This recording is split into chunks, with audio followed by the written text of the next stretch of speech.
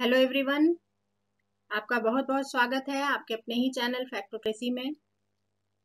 आज का वीडियो जो है पिछले वीडियो का कंटिन्यूएशन है, उसका सेकंड पार्ट है। पिछले वीडियो में हमने इंसुलेशन एंड टेम्परेचर पर बात किया था, सूर्यातप और तापमान।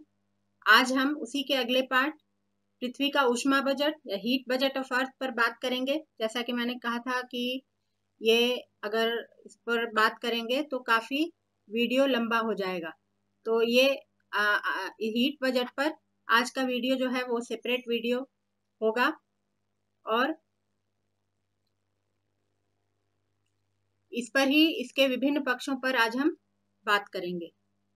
तो सबसे पहले हम जानते हैं कि पृथ्वी की उत्पत्ति से लेकर अभी तक जो पृथ्वी जो है पहले बहुत गर्म थी, धीरे धीरे जो है वो ठंडी होती गई और पृथ्वी जब संतुलित हुई, स्थिर हुई उसकी स्थिति, तो उसका एक औसत तापमान है अभी 15 डिग्री सेल्सियस और वो स्थिर बना रहता है। और इसी कारण से पृथ्वी पर जीवन संभव है। एकमात्र ग्रह पृथ्वी जो अभी तक हमें पता है कि पृथ्वी पर ही जीवन जो है वो संभव है अभी तक। तो इसका एक कारण ये है कि इसका तापमान जो है स्थिर है, एक औसत तापमान बना रहता है। अगर ये कोई प्रक्रिया नहीं होती पृथ्वी के तापमान को, औसत तापमान को स्थिर रखने के लिए, तो फिर पृथ्वी जो है धीरे धीरे गर्म होती जाती और रहने लायक नहीं रहती जीवन के लिए, जीवन यहाँ होना असंभव हो जाता। तो कोई तो प्रक्रिया है जो इसके तापमान को स्थिर बनाए रखती है और उसको संतुलित रखती है। तो इसी पर आज हम बात करेंगे कि कौन सी वह प्रक्रिया है जिसको पृथ्वी का ऊष्मा बजट कहते हैं। बजट यानी कि बैलेंस, आय व्यय का जो आय व्यय का विवरण। बजट जो हम होता है, बजट जो हम देखते हैं उसमें क्या होता है कि जो कुछ आ रहा है, जो आय है और जो व्यय है, इसी का विवरण होता है बजट में। तो ये ऊष्मा बजट है। तो ऊष्मा जो है वो कैसे आ रही है, कैसे जा रही है, इसी का विवरण इस टॉपिक के अंतर्गत होगा। तो पृथ्वी तथा उसके वायुमंडल को निरंतर सौर ऊर्जा की प्राप्ति हो रही है, तो हम जानते हैं कि निरंतर सौर ऊर्जा की प्राप्ति होती है। इसके बावजूद जो है पृथ्वी का तापमान जो है वो स्थिर रहता है। तो सौर विकिरणों की अनवरत प्राप्ति के पश्चात भी पृथ्वी के औसत तापमान में कोई परिवर्तन नहीं होता है और प्राप्त प्रवेशी सौर विकिरण पार्थिव विकिरण के मध्य संतुलन बना रहता है। यानी कि there is a balance between the incoming solar radiation which is in the form of short waves and the outgoing terrestrial radiation which is in the form of long waves, and there is a balance between these two types of radiations। जो incoming solar radiation है short waves के रूप में और जो outgoing solar radiation है long waves के रूप में, इनके बीच में संतुलन बना रहता है। तो कैसे संतुलन बना रहता है, इसकी क्या प्रक्रिया है? तो ताप का यह संतुलन जो है पृथ्वी के ऊष्मा बजट के रूप में जाना जाता है। अब इसको देखते हैं कि मान लीजिए कि वायुमंडल की ऊपरी सतह पर सूर्यातप की मात्रा कितनी है, 100% है। जैसे कि मान लीजिए कि कोई भी चीज जो है वो शुरुआत में 100% है, यहाँ पर 100% इंसोलेशन आ रहा है। उसके बाद फिर क्या होता है कि वायुमंडल से गुजरते हुए ऊर्जा का कुछ अंश परावर्तित होता है यानी रिफ्लेक्ट होता है, प्रकीर्णित होता है यानी स्कैटरिंग हो जाती है उसकी, और अवशोषित भी हो जाता है यानी कि एब्जॉर्प्शन हो जाता है। तो कुछ जो है ये सब प्रक्रियाएं होती हैं जिससे वायुमंडल से गुजरते हुए जो ऊर्जा आ रही है, ये वायुमंडल है, ये पृथ्वी की सतह है, तो जो आ रही है तो ये कुछ प्रक्रियाएं होती हैं जिसके माध्यम से कुछ लॉस होता है, ऊर्जा का, एनर्जी का लॉस होता है, हानि होती है और उसको आगे देखेंगे। केवल शेष भाग ही पृथ्वी की सतह तक पहुंचता है। मतलब इन सब प्रक्रियाओं के बाद जो ऊर्जा की मात्रा बचती है वही पृथ्वी की सतह तक आती है। तो कैसे कैसे लॉस होता है? 100 में से 35 इकाइयां पृथ्वी के धरातल पर पहुंचने से पहले ही अंतरिक्ष में परावर्तित हो जाती हैं। 35 इकाइयां पहले ही अंतरिक्ष में चली जाती हैं। 100 जो आया उसमें से 35 जो है वो पहले ही चला गया। इस परावर्तित होने वाले विकिरण का विवरण निम्नानुसार है।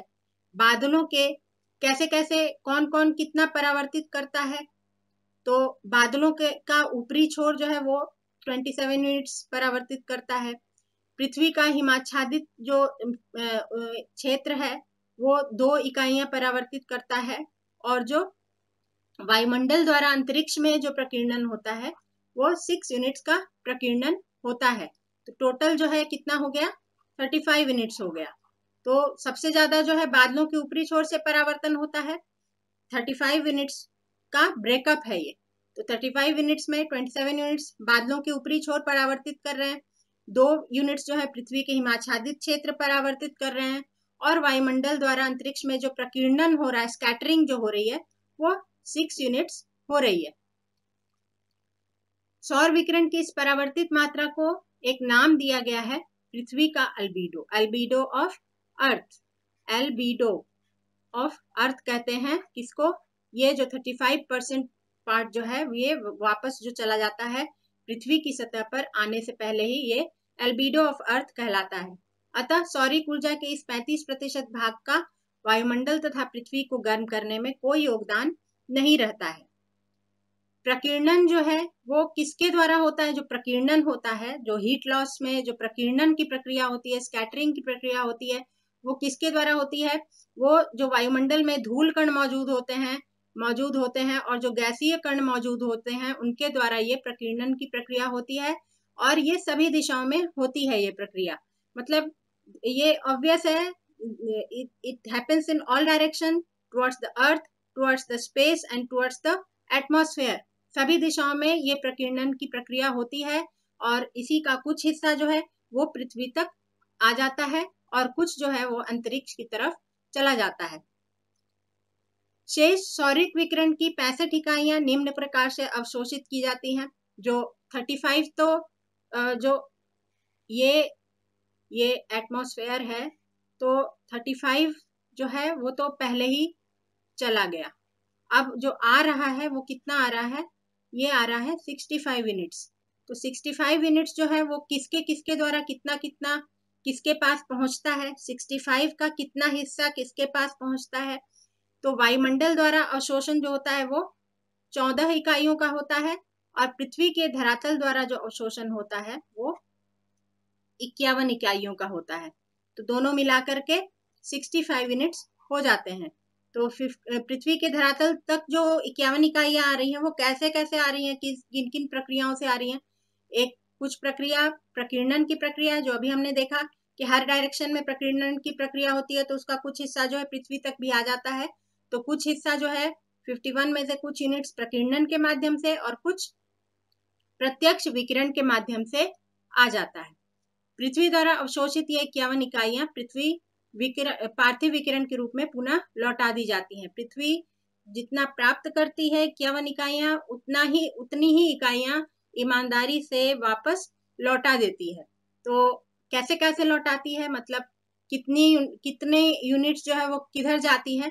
तो 51 तो मिल रहा है, तो 51 मिल रहा है, तो ये पृथ्वी की सतह है, ये एटमॉस्फेयर है। तो सीधे अंतरिक्ष में वापस विकिरित हो जाती हैं 17 इकाइयां, यानी पृथ्वी की सतह से सीधे चली जाती हैं 17 यूनिट्स अंतरिक्ष में। और वायुमंडल में कितनी जाती हैं, 34 यूनिट्स। वायुमंडल में 34 यूनिट्स जाती हैं। पार्थिव विकिरणों से वायुमंडल द्वारा अवशोषित 34 इकाइयों के विकिरण का विवरण नीचे दिया गया है। पार्थिव विकिरणों से वायुमंडल द्वारा अवशोषित जो 34 इकाइयां हैं, जो पृथ्वी जो 34 इकाइयां वायुमंडल को दे रही है, जो ट्रांसफर कर रही है, वो किन किन प्रक्रियाओं के माध्यम से कर रही है, वो किन किन प्रक्रियाओं के माध्यम से कितनी इकाइयां ट्रांसफर हो रही हैं एटमॉस्फेयर में, वो देखते हैं। स्वयं वायुमंडल द्वारा अवशोषित 6 इकाइयां वायुमंडल जो है वो अवशोषित कर लेता है। दूसरी प्रक्रिया है संवहन और विक्षोभ के माध्यम से अवशोषित 9 इकाइयां, जो हमने पिछले वीडियो में देखा था कि एक प्रक्रिया होती है संवहन की, कन्वेक्शन की, या पृथ्वी की सतह है तो वर्टिकल मूवमेंट होता है, वर्टिकल मूवमेंट, संवहन में वर्टिकल मूवमेंट होता है, और इस प्रक्रिया के माध्यम से हीट का ट्रांसफर होता है, हीट की मिक्सिंग होती है और टेम्परेचर की मिक्सिंग होती है। तो इस तरह से जो ऊर्जा का है वो विस्थापन होता है और जो वायुमंडल में जाता है। और विक्षोभ यानी कि एटमॉस्फेरिक डिस्टर्बेंसेस, जो साइक्लोन्स वगैरह जो है बड़े छोटे, इनके माध्यम से भी ऊर्जा का स्थानांतरण होता है वायुमंडल की ओर। और तीसरा जो सबसे बड़ा कारक है वो है संघनन की गुप्त ऊष्मा के रूप में अवशोषित 19 इकाइयां। तो संघनन की गुप्त ऊष्मा, latent heat of condensation. Condensation क्या होता है कि जैसे पृथ्वी से ये जो कन्वेक्शन की प्रक्रिया है, वायु गर्म होकर ऊपर उठती है और एक निश्चित उपयुक्त तापमान मिलने पर, ऊपर जाने पर तापमान में कमी आती है। जो ये ऊपर उठती हुई वायु है उसमें संघनन होता है, बादल बनते हैं और वर्षा की बूंदें बनती हैं, यानी कि गैसीय से द्रव अवस्था में जो परिवर्तन होता है तो उस समय कुछ जो रिलीज होता है, एनर्जी रिलीज होता है, जो ऊर्जा उत्सर्जित होती है, जिसको हम गुप्त ऊष्मा कहते हैं, लेटेंट हीट कहते हैं। और इस प्रक्रिया के माध्यम से सबसे ज्यादा वायुमंडल में ऊर्जा का ट्रांसफर होता है, 19 इकाइयां। ये टोटल जो है 34 इकाइयां हो गई। ये जो 34 इकाइयां, जो ये हमने देखा कि पृथ्वी है और यहाँ एटमॉस्फेयर है, 17 इकाइयां जो है वो सीधे अंतरिक्ष में भेज देती है और 34 इकाइयां जो है वो एटमॉस्फेयर में ट्रांसफर करती है। तो ये 34 इकाइयों का ये ब्रेकअप है। वायुमंडल द्वारा कुल 48 इकाइयों का अवशोषण किया जाता है। अभी 48 कहाँ से आया? जैसे ये पृथ्वी है और ये एटमॉस्फेयर है, इधर स्पेस है। तो हमने देखा था कि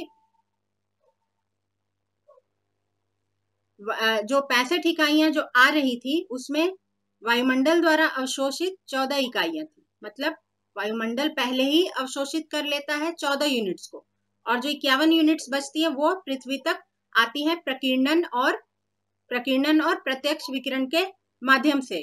तो वही ये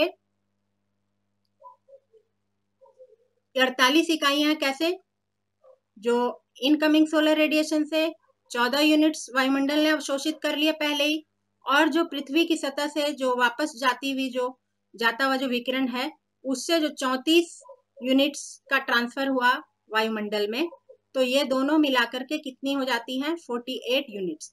यानी कि वायुमंडल को इनकमिंग सोलर रेडिएशन से भी मिल रहा है 14 यूनिट्स, और जो आउटगोइंग सोलर रेडिएशन है, टेरेस्ट्रियल रेडिएशन है, उससे भी 34 यूनिट्स मिल रहे हैं। तो दोनों मिलाकर के 48 यूनिट्स वायुमंडल जो atmosphere receives 48 units in total. तो जिसमें कि 2 दिशाओं से मिल रहा है, एक इधर से आता हुआ और इधर से जाता हुआ। तो इस तरह से 48 यूनिट्स मिल जाते हैं वायुमंडल को।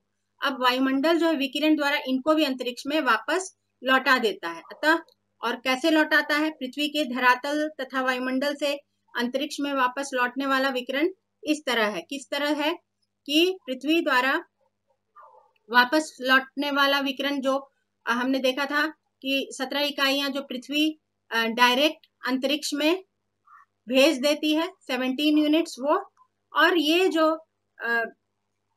48 यूनिट्स हैं वायुमंडल में, जो अभी हमने देखा इधर से आने वाला और इधर से जाने वाला, टोटल 48 यूनिट्स। तो दोनों मिलाकर के 65 यूनिट्स हो जाते हैं, जिसको वायुमंडल जो है वह वापस कर देता है अंतरिक्ष को। उसी का ये ग्राफिक रिप्रेजेंटेशन है।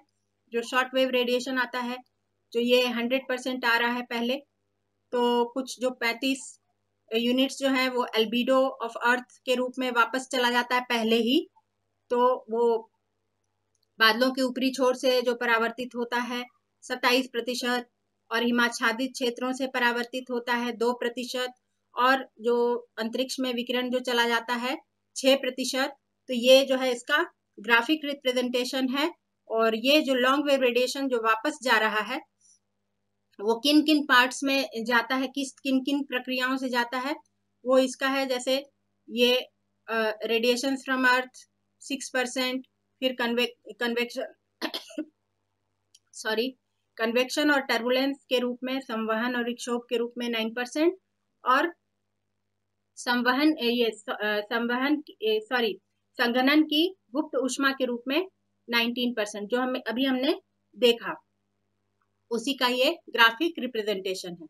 इस प्रकार पृथ्वी की सतह पर प्रवेशी सौरिक विकिरण और बहिर्गामी पार्थिव विकिरण, प्रवेशी सौरिक विकिरण जो शॉर्ट वेव्स के रूप में होता है, और जो बहिर्गामी पार्थिव विकिरण जो लॉन्ग वेव्स के रूप में होता है उनकी मात्रा हमेशा समान होती है, तो जिससे धरातल पर ऊष्मा संतुलन बना रहता है, and that is called heat budget और heat balance of the earth that makes the earth liveable. तो आशा है आज का वीडियो आपको अच्छा लगा होगा।